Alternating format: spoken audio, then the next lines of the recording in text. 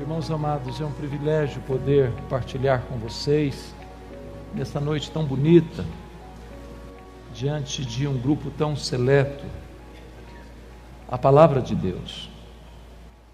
E eu louvo a Deus porque a Fiel escolheu um tema tão oportuno, tão necessário, tão vital para a igreja de Deus nesses dias.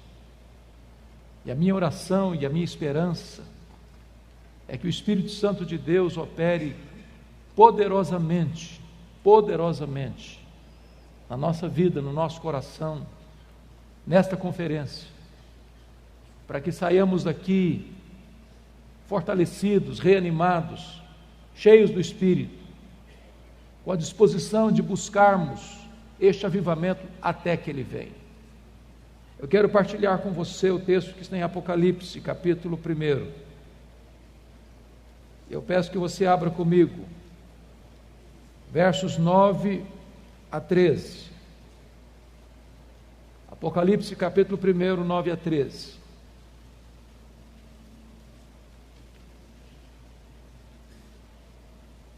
Está escrito: Eu, João, irmão vosso, e companheiro na tribulação, no reino e na perseverança, em Jesus achei-me na ilha chamada Patmos por causa da palavra de Deus e do testemunho de Jesus.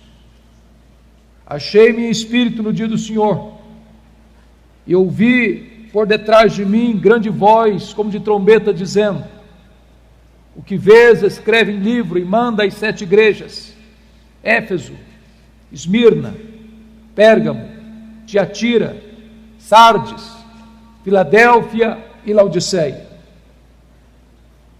Voltei-me para ver quem falava comigo, e voltado vi 7 candeeiros de ouro, e no meio dos candeeiros um semelhante a filho de homem. Capítulo 3, versos 14 a 22. Ao anjo da igreja em Laodiceia escreve: Estas coisas diz o Amém, a testemunha fiel e verdadeira, o princípio da criação de Deus. Conheça as tuas obras, que nem és quente, nem és frio, nem quente. Quem dera fosses frio ou quente.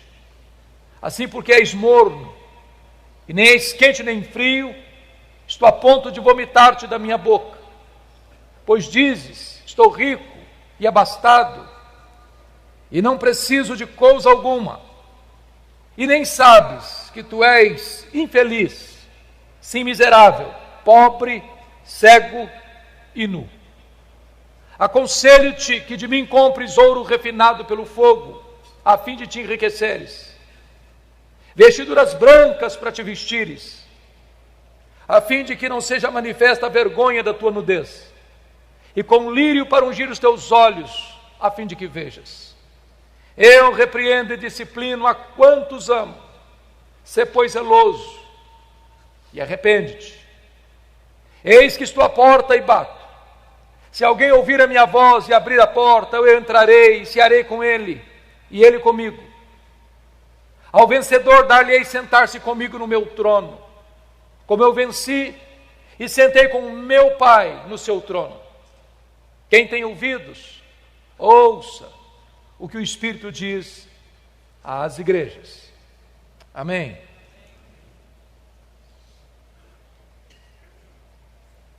Irmãos queridos, os anos mais sombrios da perseguição à igreja haviam chegado, desde que Nero, com 17 anos de idade, tornou-se imperador de Roma. Nero era um homem louco, era um homem devasso, era um homem violento, mandou matar a sua própria mãe. Desde que este homem assumiu o governo de Roma, é que as nuvens escuras de uma perseguição cruel e avassaladora se formavam no horizonte, anunciando a chegada de um tempo muito amargo para a igreja de Deus. 10 anos depois que este homem assumiu o governo, em 54, precisamente no dia 17 de julho, agora de 64, segundo os melhores historiadores, ele mesmo colocou fogo na capital do império. Por causa da sua megalomania, queria construir uma Roma mais bela, mais pujante, mais magnificente. Subiu para o alto da torre de Mecenas, vestido de ator, tangendo a sua lira, assistindo de lá o espetáculo das chamas, lambendo a capital do império. Foram 7 noites e 6 dias de incêndio. De 17 de julho a 24 de julho. Quando o incêndio acabou, a cidade de Roma estava devastada. Dos 14 bairros de Roma, 10 deles foram destruídos pelas chamas. Os 4 bairros restantes, densamente povoados por judeus e cristãos, dão a Nero um álibi para botar a culpa do incêndio de Roma nos cristãos. E começa então uma brutal e sangrenta perseguição contra a igreja. Os historiadores afirmam que faltou madeira para se construir cruz, tamanha quantidade de crentes que foram crucificados em Roma. Uma verdadeira chacina, um verdadeiro banho de sangue.